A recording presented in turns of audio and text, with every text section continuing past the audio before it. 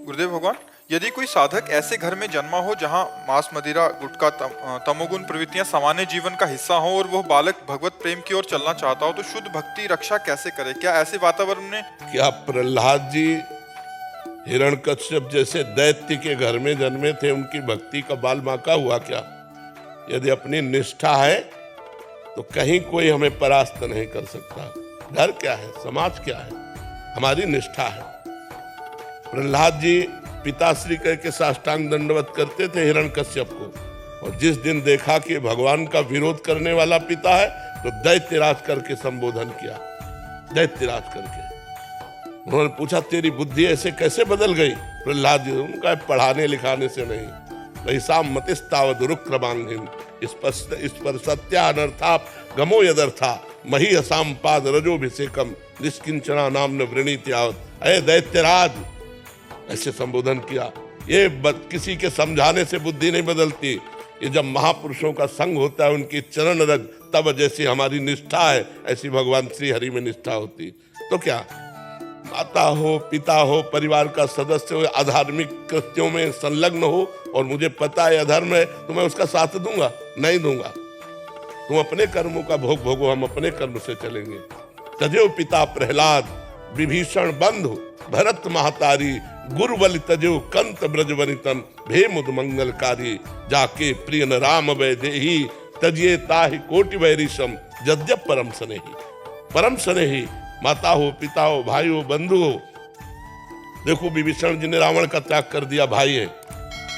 गोपियों ने अपने पतियों का त्याग कर दिया, और श्री बलि जी ने अपने गुरुदेव का त्याग कर दिया। जब शुक्राचार्य जी ने मना किया वामन भगवान को दान मत करो, ये 3 पग में सारी ब्रह्मांडों को नाप लेंगे, नहीं माने कि जब भगवान भिक्षुक बन करके आए तो ऐसा अवसर हम नहीं चुकेंगे। गुरुदेव की बात टाल दी और भगवान को 3 पग पृथ्वी का दान किया। प्रहलाद जी ने पिता का त्याग कर दिया, भरत जी ने माँ का।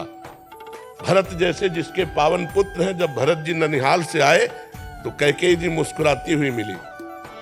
उनका माँ, हमने तो सुना बड़ा अमंगल हो गया, पिता पधार गए और तुम मुस्कुरा रहे हो, भगवान राम वनवास चले गए। तो उनका बेटा, तुम्हारे सुख के लिए मैंने वरदान मांगा कि राम को 14 वर्ष का वनवास और भरत को राजगद्दी। उनका पापिनी प्राणों से अलग करके देह को सुख देना चाहती। भगवान राम हमारे प्राण हैं और उनको 14 वर्ष का तू वनवास देकर मुझे सुखी देखना चाहते? जा, आज के बाद कभी मां नहीं कहेंगे। पूरा जीवन हो गया भरत जी ने कभी कैकेयी जी को मां नहीं कहा। तो ये परमार्थ कोई ऐसा खिलवाड़ का मार्ग नहीं, ये निष्ठा और प्रीति का मार्ग है। भरत जी पूरा जीवन हो गया मां नहीं कहा, तो जब राम जी 14 वर्ष वनवास के बाद आए तो कैकेयी जी के महल में गए। पहले चरण कैकेयी जी के छुए, यही भगवान पुरुषोत्तम, मर्यादा पुरुषोत्तम है। कैकेयी जी ने कहा, बेटा मैं एक बात मांगती हूं, मुझे पता है कि शायद ये बात पूरी ना हो, एक बार भरत मां कह दे, और तुम कह दोगे तो भरत कभी टालेगा नहीं। भगवान कहने ही जा रहे थे, जब सूचना मिली तो भरत जी ने कहा, मैं भगवान की आज्ञा को टाल नहीं सकता, कैकेयी को मां नहीं कह सकता, ऐसी स्थिति में मैं अपने प्राण त्याग सकता हूं। भगवान राम ने नहीं कहा।